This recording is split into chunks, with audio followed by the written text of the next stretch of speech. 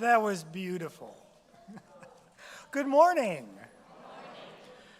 To all who have gathered here and to everyone watching online, welcome to Shawnee Mission Unitarian Universalist Church. Whoever you are, whomever you love, wherever you are on your life's journey, you are welcome here. We are all journeyers, after all. We are all just trying to figure it out. We may not be on the same path, we may not use the same map, and we may not have the same destination, but we covenant, we promise to help each other along the way, or to stay out of each other's way, and to provide a safe space for all travelers. We extend an especially warm welcome to our visitors today and for anyone who may be watching online for the first time. If you are here with us today, please join us immediately after the service for coffee and conversation in Fellowship Hall, right through those doors. And if you're watching online today, please join us for a virtual coffee hour by clicking the link in the description area of the video. The link will also be posted in the chat when the service ends. You'll need to provide your own coffee. The words for today's hymns will be projected on the screens behind me, but if you'd like to follow along using a hymnal and forgot to pick one up on your way in, please feel free to grab one in a moment. Today's hymns will be from the gray hymnal. Now let's take a moment to say hello to new friends, old friends, and especially anyone who may be with us for the first time. Remember, we were all newcomers once, and if you're joining us online, please say hello in the chat.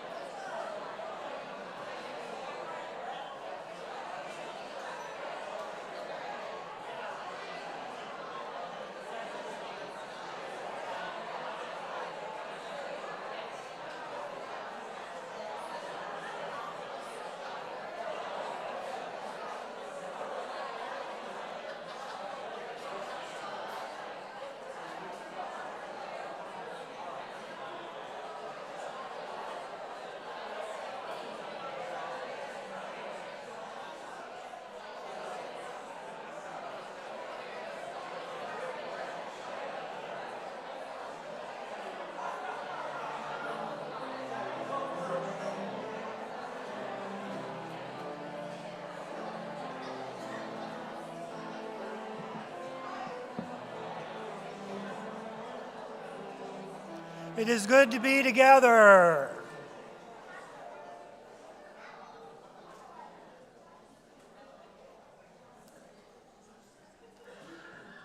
And now we have a few announcements. Good morning. Some of you have seen this fall calendar that we have available for you in the welcome area.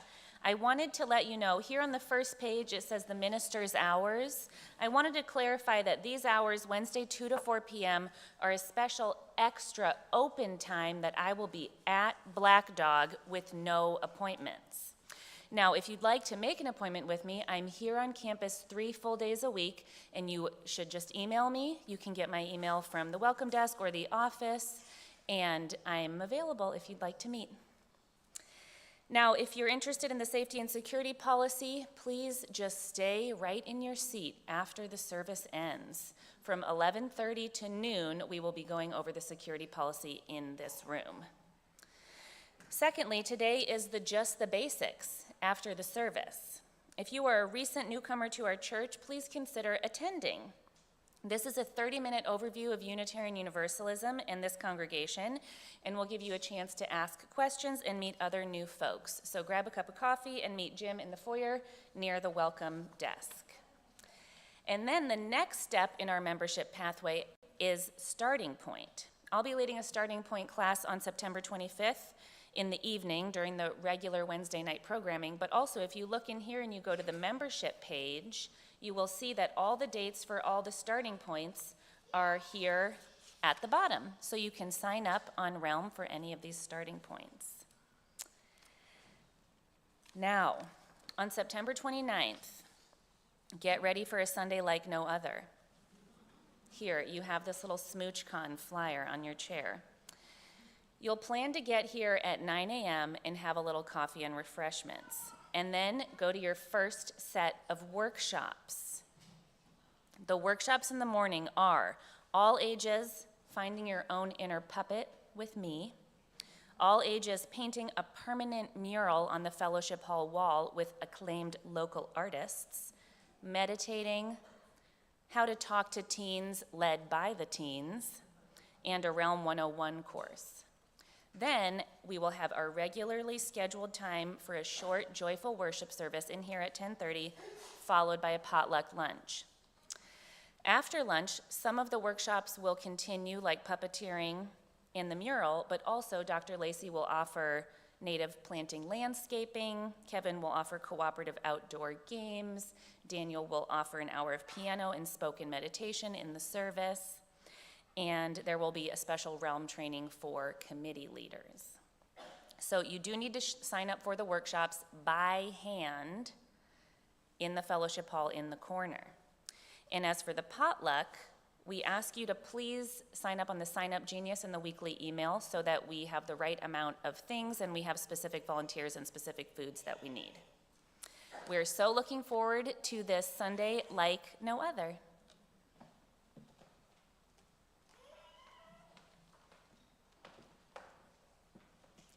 Good morning. This church year, 2 of our Tall in the Fall goals are welcoming and accessibility. As an intergenerational community, we want to make sure all ages feel welcome in this space. One group that is often absent is our youth. We love our youth, so we recently reached out to them about how we can help create a space in this sanctuary where they feel comfortable. Naturally, they shared that they needed a red velvet rope to reserve a few seats, as well as other great ideas. We are so happy to accommodate. Welcome, youth. We are so glad you've joined us, and I can't wait to experience all the ways your presence will add to this space this church year. Also, I want to remind everyone that there is a Tall in the Fall meeting at 12 in the multipurpose room. We will share progress on different projects and goals, recruit volunteers for upcoming events, and learn together. I hope to see you there.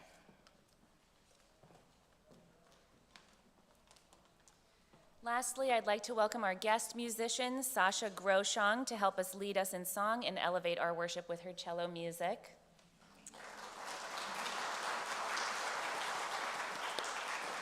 And today, let us celebrate that our SMUUCh choir is back in session.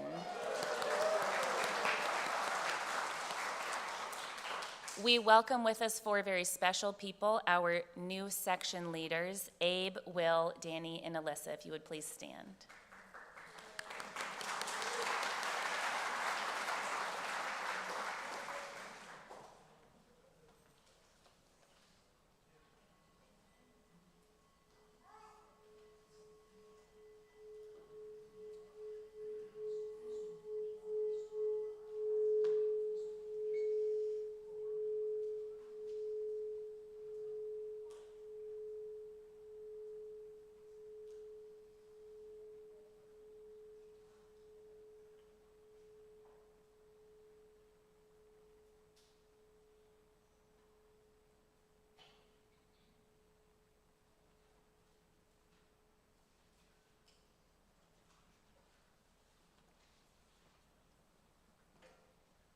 Our opening words come from Reverend Joan Javier Duval, entitled, "You Are Beloved and You Are Welcome Here."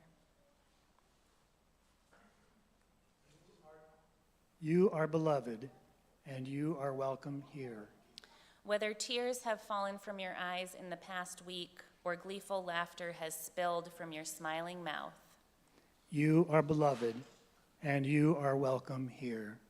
whether you are feeling brave or brokenhearted, defiant or defeated, fearsome or fearful, You are beloved, and you are welcome here. whether you have untold stories buried deep inside or stories that have been forced beyond the edges of comfort, You are beloved, and you are welcome here. whether you have made promises, broken promises, or are renewing your promises, You are beloved, and you are welcome here. whatever is on your heart, however it is with your soul in this moment, You are beloved, and you are welcome here. in this space of welcome and acceptance, commitment and recommitment, let us worship together. Come, please rise as you are willing and able for our opening hymn, number 318, We Would Be One.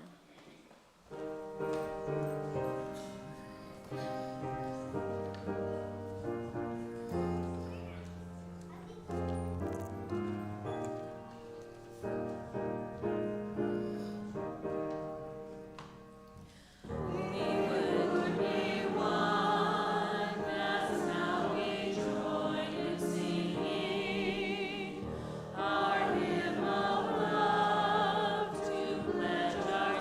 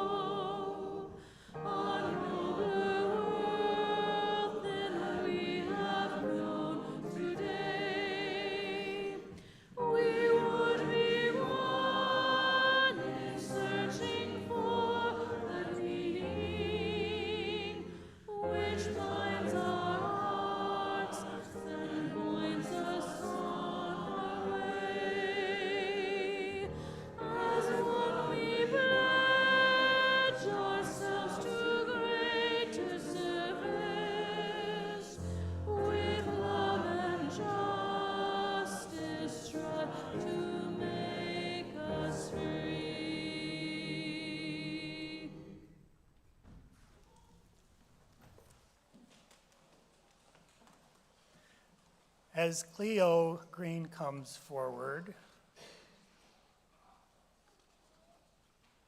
to light our chalice, we invite you to join as we recite our covenant. Let us affirm that love is the doctrine of this church, the quest for truth is its sacrament, and service is its prayer. To dwell together in peace, to seek knowledge in freedom, to serve humanity in fellowship, to the end that all souls shall grow into harmony with the divine. Thus do we covenant with one another.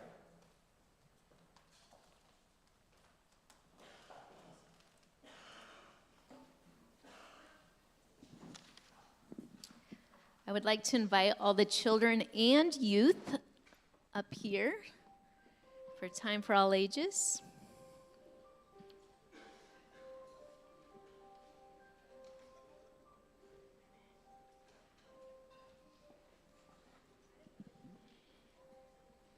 Welcome.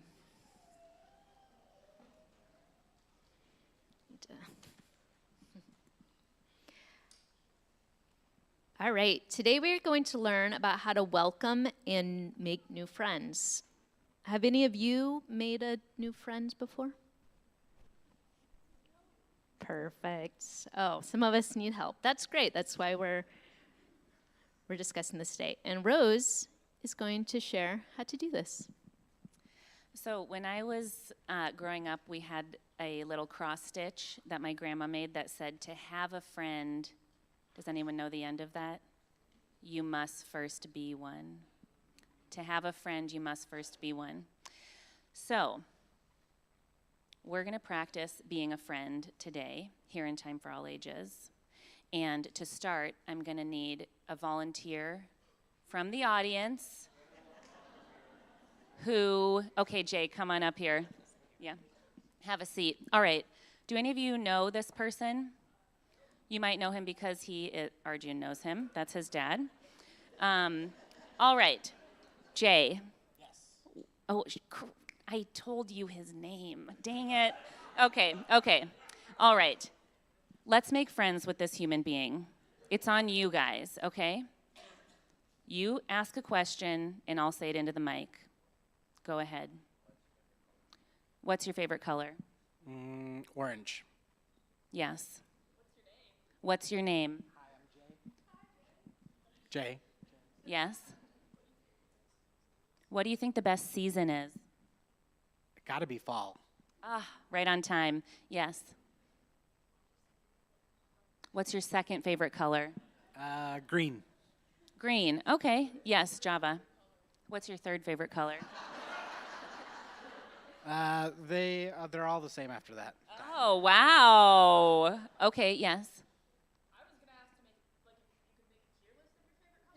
Can you make a tier list of your favorite colors? This is how we... Orange, green, and then everything beneath it. Yeah. Yes. What's your favorite food? I like all food. I can't... Okay, yes, Sam. What's your favorite movie? A favorite movie, how about? Just a movie that you like. A movie that I like is Frozen. Frozen? Yes. Yes, Sam. What's your favorite animal? Ooh, jaguar. Whoa. Okay, yes. Why do you like jaguars? Here we go. They're just kind of scary, and they're big, and they climb trees, and I like them. I think they're cool. Great. I like that question. Let's pause for a second.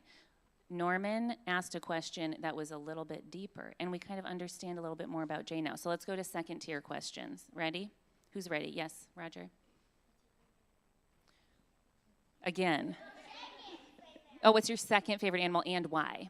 I also like turtles because I relate, because they're slow, and they just seem to generally have a good time. Ah, nice.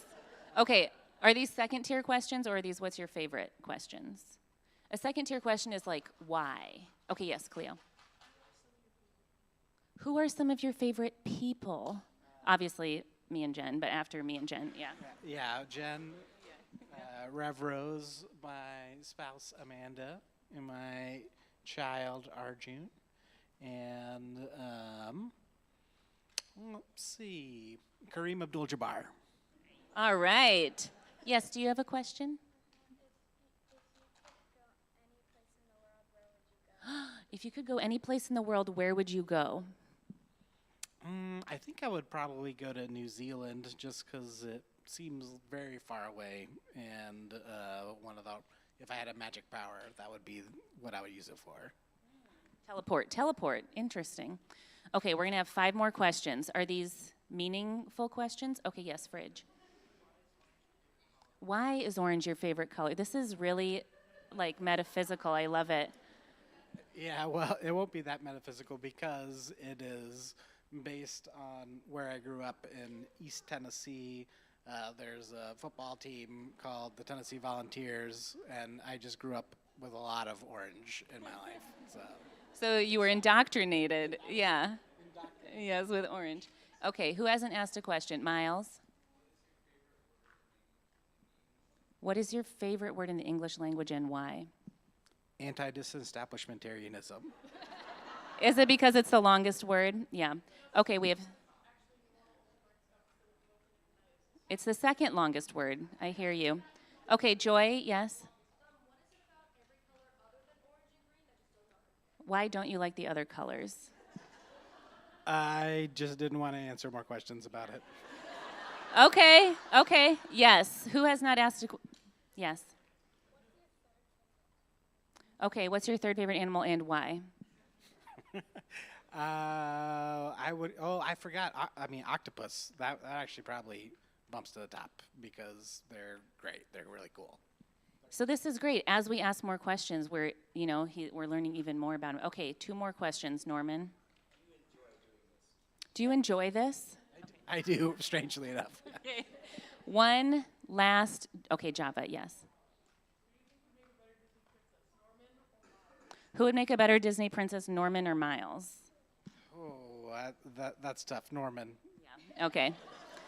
Okay, do you feel that you've been made a friend with a little? So. Yeah. Okay. Any reflections on this process? Yes. Yeah, you don't want to ask too many questions of the same question. Now, this is a little bit artificial, right? Because Jay isn't really asking us questions, and when you make a friend, you wouldn't necessarily want to bombard them with however many 20 questions, quick.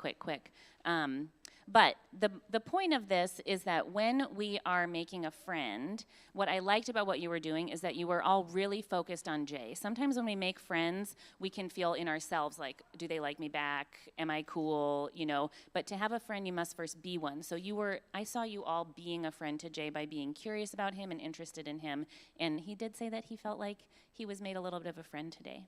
So thank you, Jay. You've been a willing volunteer, and you all can go to your classes. Yeah. Go now in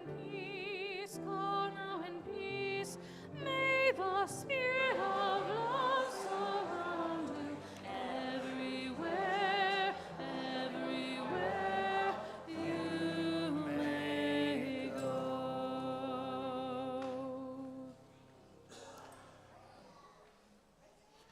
Each month, we as a community take time to reflect on a theme. The children do this in their classes, and we do it here in worship and in our small groups. This month, the theme is invitation. I don't know about you, but when I reflect on invitation, especially in the context of church life, I immediately think of hymn number 188. Don't you? From the Gray Hymnal. I thought so. Come, come, whoever you are, wanderer, worshiper, lover of leaving, ours is no caravan of despair. Come, yet again come. I especially love it when we sing this short song as a round. The overlapping words seem to blend until all I hear is come, come, come, come. Now, if that isn't the spirit of invitation, I don't know what is. The words of this song are often attributed to the Persian poet Rumi. However, some believe it was actually written 200 years earlier by a different Persian poet.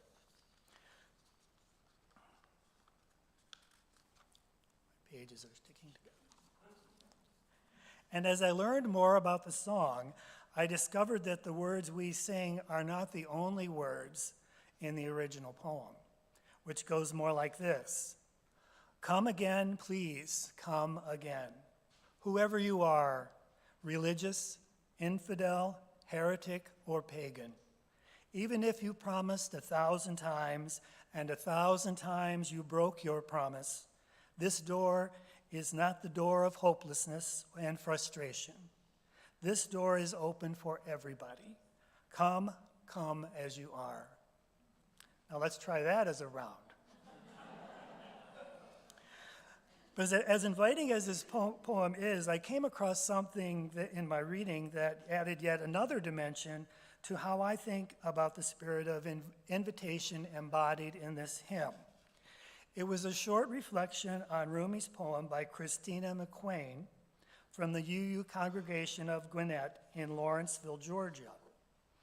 Christina writes, in transmuting Rumi's poem into the lyric of a hymn, one key phrase has been omitted.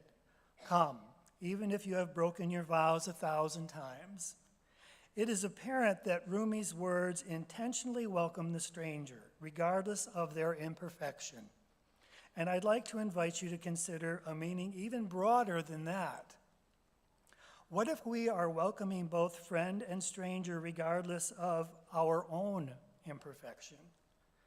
Our vision statements and declarations of what we strive to be, that we often fall short of these ideas is almost a point. It is in the continual striving that we live into our covenant with ourselves and with each other. It is in the implied acknowledgement of imperfection that we find our calling to remain ever vigilant in putting forth the effort to achieve, if not perfection, then at very least the somewhat lofty professed ideals, justice, equality, freedom, and peace. We admit our failings, and we recommit our whole selves to finding and implementing solutions which draw us closer to creating systems which embody these ideals. I am imperfect. You are imperfect. Our shared community is imperfect. Not only are we imperfect, but we have also broken our vows. Acknowledging our imperfection is not enough. We must address the roots of our inadequacy, honestly face our failure to serve all those we have claimed to represent, and that which we have claimed to support. And we need everyone tending the garden of this truth.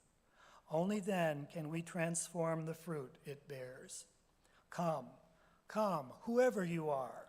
Though we have broken our promises 1,000 times, we still welcome you to become or to remain a part of our open-hearted, admittedly imperfect community which actively strives to live up to our promises. There is much work to be done. Come, yet again, come.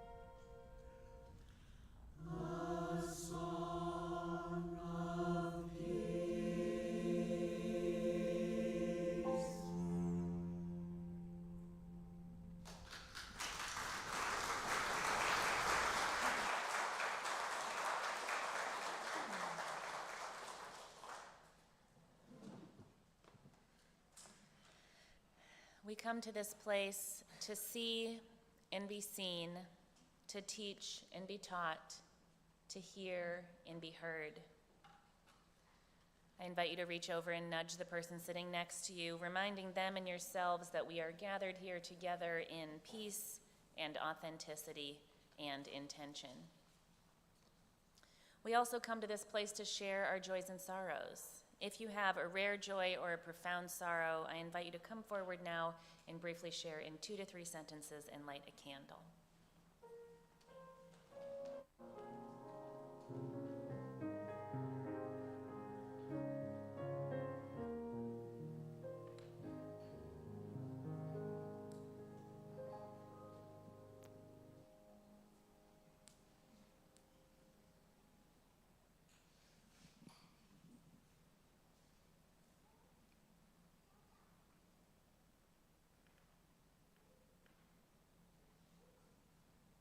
Hi, I'm Shawnee.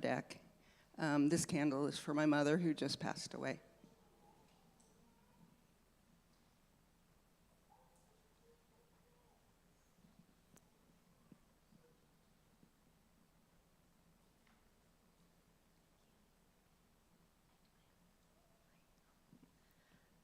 So Twyla Preston, I have 2 candles. One is that my friend Leslie went through, that's okay, breast cancer surgery this week, and she's come out doing really well. And then the other is a joy, and that's for my friend Chad, who's with me today. I met him at the UU Church in Sioux City that I attended for quite a long time.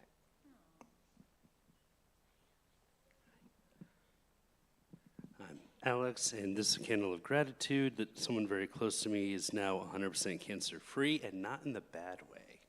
So.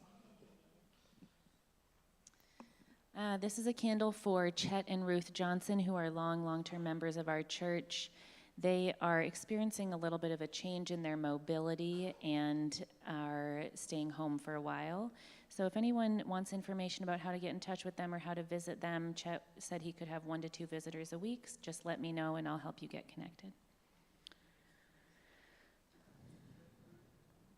I light the remaining candles for all the joys and sorrows that remain unspoken in the silent sanctuaries of our hearts. Please sing with me.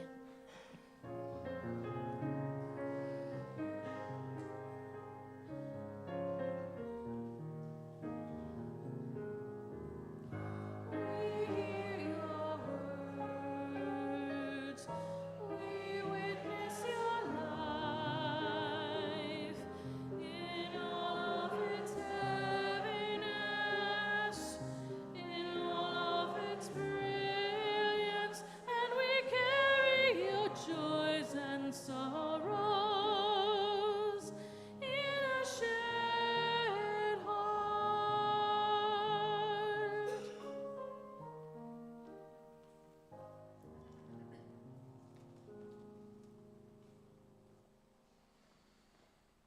Please join me for a moment of silence followed by spoken word, allowing your body to relax,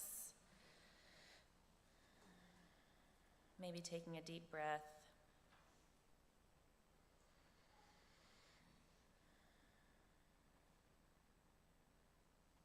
Letting the bustle of getting here melt away.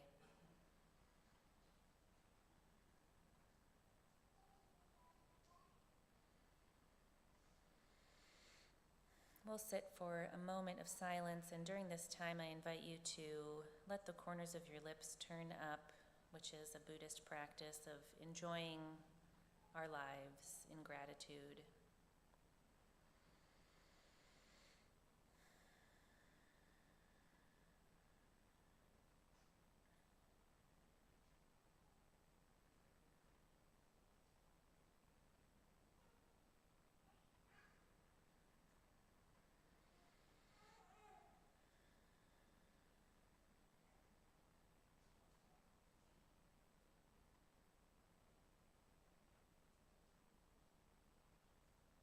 Because today we're talking about invitation, I invite you to consider what you might invite into your life. Knowing that you have no control of whether or not it shows up, what do you want to invite?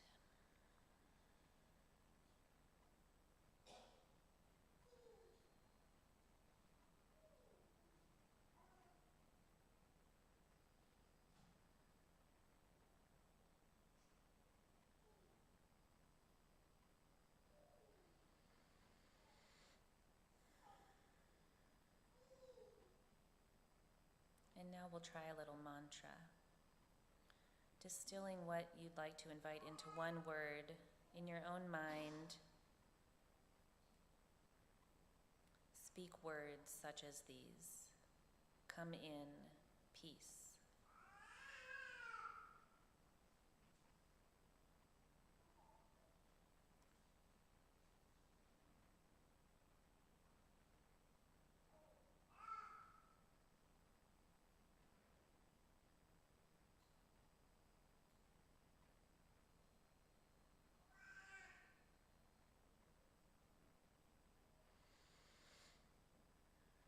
May it be so, and amen. Please remain seated for our meditative hymn, Becoming.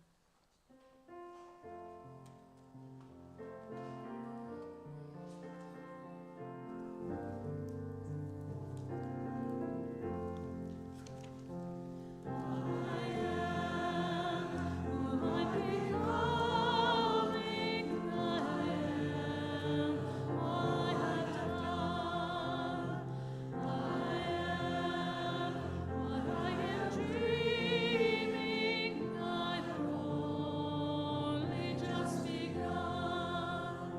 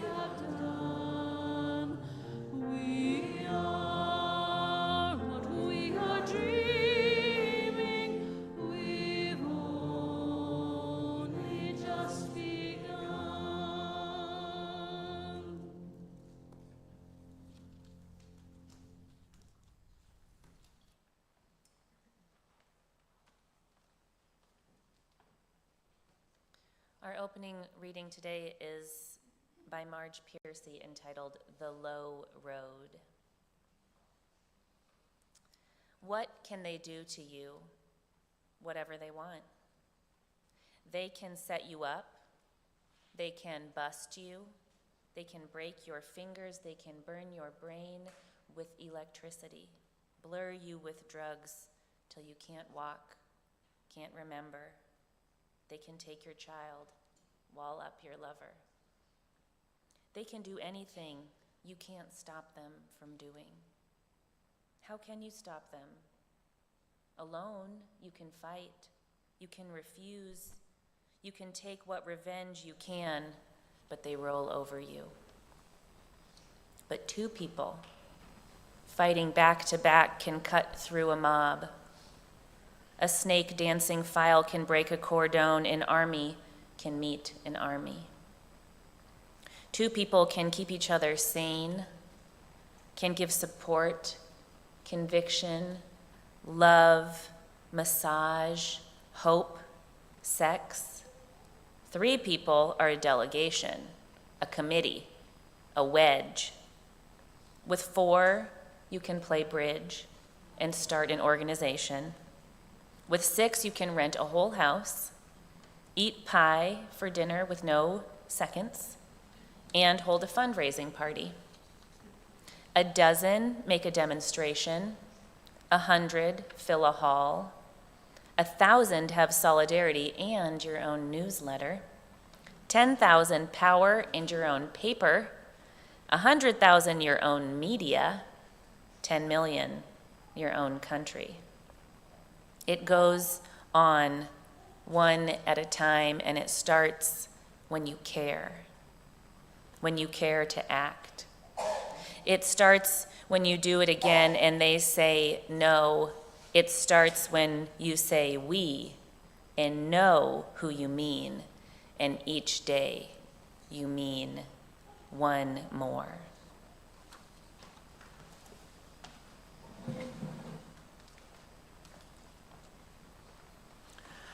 Our second reading today is from E.E. Cummings, I Carry Your Heart With Me. I carry your heart with me.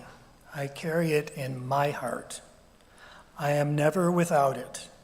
Anywhere I go, you go, my dear. And whatever is done by only me is your doing, my darling. I fear no fate, for you are my fate, my sweet. I want no world, for beautiful you are my world, my true.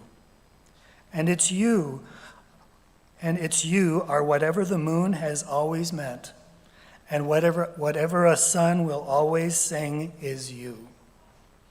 Here is the deepest secret nobody knows. Here is the root of the root and the bud of the bud, and the sky of a tree called life, which grows higher than soul can cope or mind can hide. And this is the wonder that's keeping the stars apart. I carry your heart. I carry it in my heart.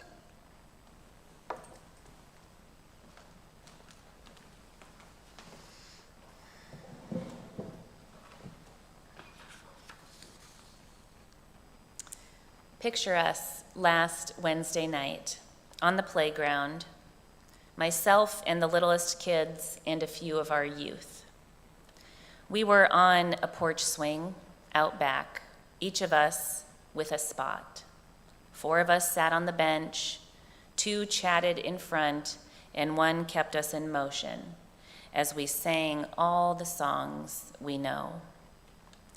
We sang them in English, we sang them in Spanish, we sang swinging songs and lullabies, and at some point, we sang a sad song. It was an upbeat song that was sad, like Ring Around the Rosie. The kids asked why the song was so happy feeling, even though it was about a famine. And we decided that it's okay to sing when you're sad. Maybe even that we have to sing when we're sad. That ours is no caravan of despair. That even in our imperfect lives in a broken world, we still sing a song of hope, a song of easing suffering, a song of invitation, because each day we do mean one more. For being an inviting place and an inviting community is fundamental to us as a church. Come, yet again, come. Whoever you are, whomever you love, wherever you are on your life's journey, you can be here. Indeed, Unitarian Universalism is known for its broad invitation, that we are interested in humanness as a value, so much though that many of us identify as humanists, meaning that we believe that humanity has the capacity to do incredible good in the world.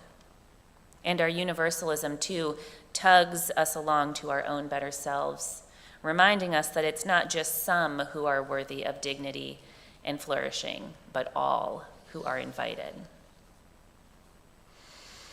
In fact, I've recently been leading little chalice courses for the kids, where we meet in my office and practice lighting the chalice and draw the chalice, and then we come in here and practice with the big one, and we talk about the symbol. And the reason that we use this symbol can be traced way, way, way back, thousands of years, to a priest who was offering a type of Universalist communion, meaning that anyone could come and participate.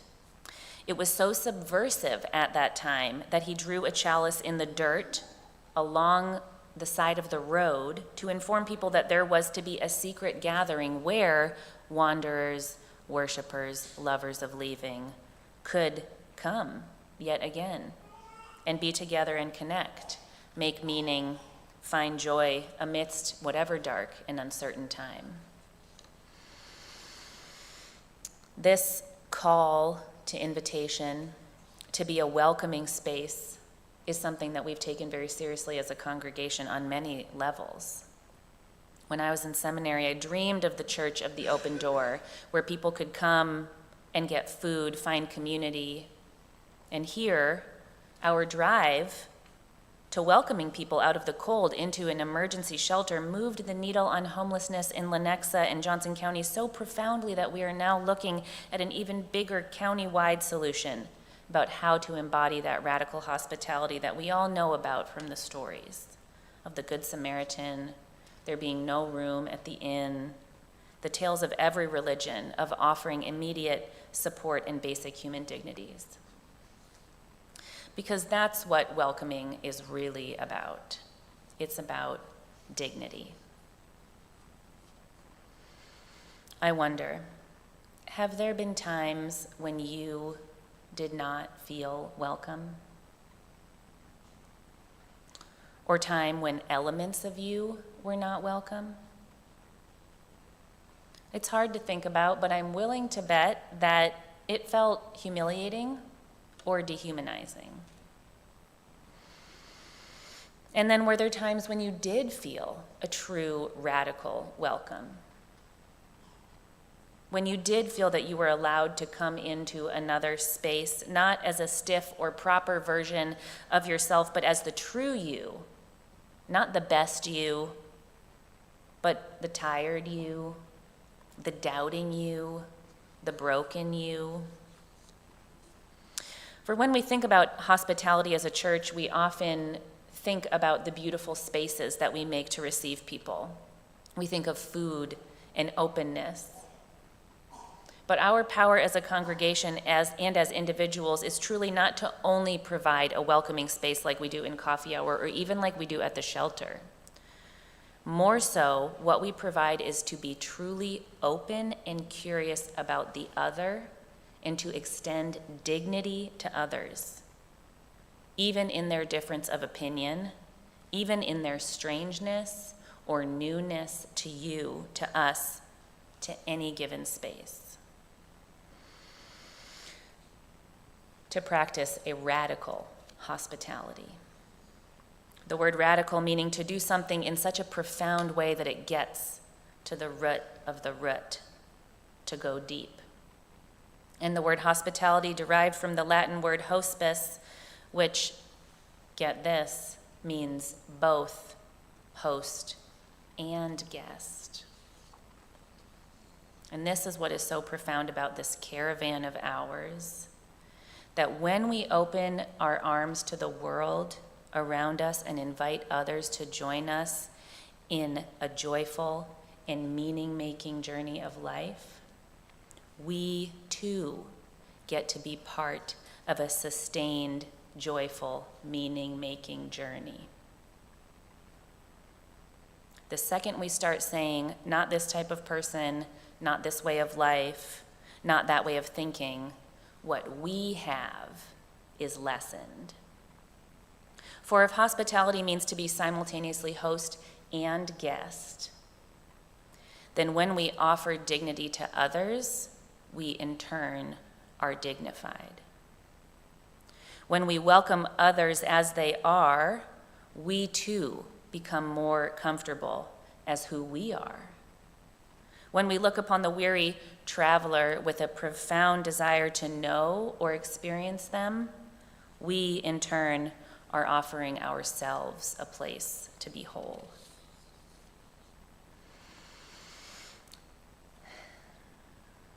This was said so poignantly by one of our members at the Lenexa Town Hall meeting that we recently attended regarding a potential second, more permanent shelter being built here in the community. She said that even though she has a house now, that she wants a shelter because she might need it one day. And this reminded me of years ago when we were first moving our shelter into this space. There was one meeting that I will never forget, where suddenly people from amongst us started to admit to their own homelessness, saying, actually, I lived in my car, saying, I've stayed in a shelter, people who you would not expect. And walls came down from in between us and this imaginary other, as we afresh understood just how urgent it is for us to be welcomed into warmth and shelter and dignity, meaning us, we, the people who seek shelter every night and need food and dignity to live and flourish. The poet Khalil Gibran said that even as you have homecomings in your twilight, so has the wanderer in you.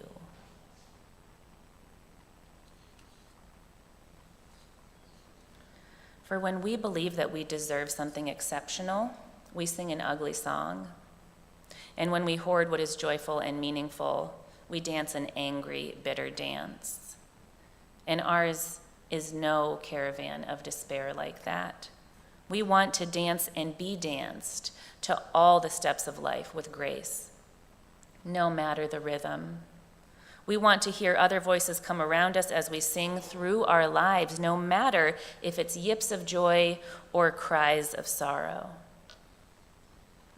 We have to sing in hard times, and by this I mean we have to keep love at the center, even if the world tells us to hate.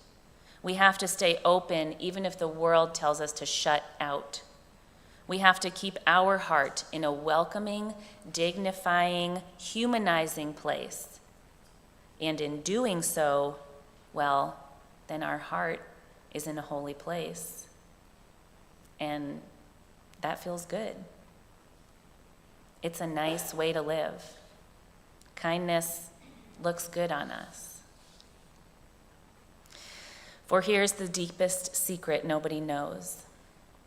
Here's the root of the root and the bud of the bud. That indeed we carry each other's hearts. We carry them in our hearts as our hearts. Come, let us caravan together in a joyful cry of gratitude for the good things of life and all that we share. Let us offer a radical hospitality to all those we encounter, reminding them and ourselves that how we treat the world is a reflection of how we treat ourselves. And so let us give the world the hospitality and the dignity that it deserves and that you deserve. Let us, wanderers, worshipers, lovers of leaving, though we've broken our vows 1,000 times, rejoice in a caravan that is hopeful, joyful, singing every song we know through the hard times of life and the joyful, and each day mean one more.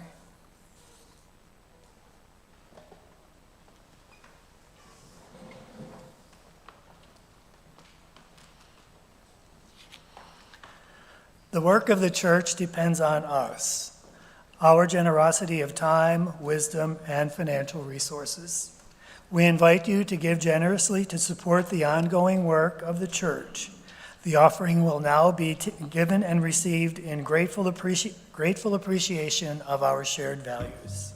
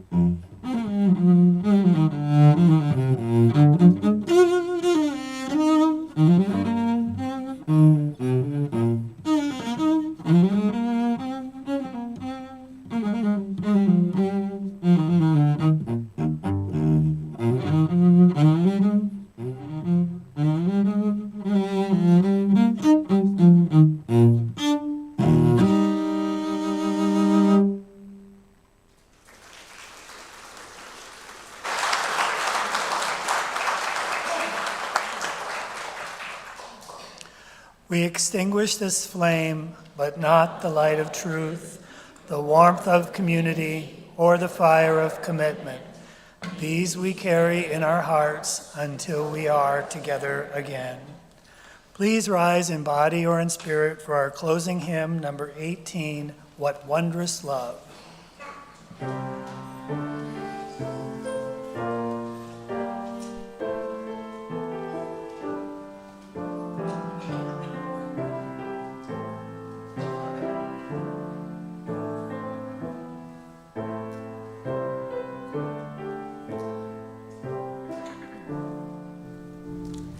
What wondrous love is this, oh my soul, oh my soul. What wondrous love is this, oh my soul. What wondrous love is this that brings my heart such bliss and takes away the pain of my soul, and takes away the pain of my soul. When I was sinking down, sinking down, sinking down. When I was sinking down, sinking down. When I was sinking down beneath my sorrow's crown, friends to me gathered round. Oh my soul, friends to me gathered round. Oh my soul. To love and to all friends I will sing, I will sing. To love and to all friends I will sing. To love and to all friends who pain and sorrow mend, with thanks unto the end I will sing, I will sing. With thanks unto the end I will sing.